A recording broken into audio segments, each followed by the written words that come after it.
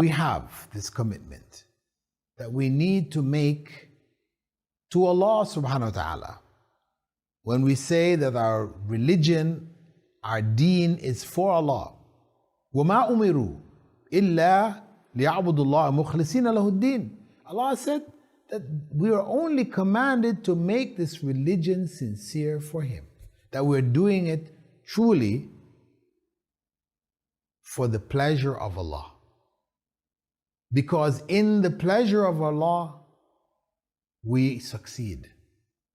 If Allah is pleased with us, it means we're doing the right thing. And those right things that we do benefit us ultimately. And that's why we should seek to do it. Because of course the concept of doing things to please Allah, when as human beings we like to do things to please ourselves. But no, ultimately, when we please Allah, we will please ourselves. We will be pleased. Because if Allah is pleased with us, then we will attain what is ultimately pleasurable, and that is paradise.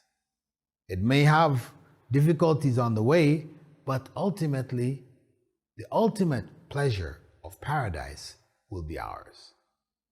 In pleasing Allah, we do so in order to attain what He created us for. He created us for paradise. That's why Adam was in paradise. That's where we belong. But due to our own failings, due to our own inconsistencies, our negativities, Satan busy pulling the rug from under us, tripping us, putting potholes so we'll stumble, fall in, hurt ourselves. With all this struggle that is there, we end up falling off the path. So, if you are among those who have fallen, and those who fall are many, know that it's not the end. You're still alive. You still have a chance.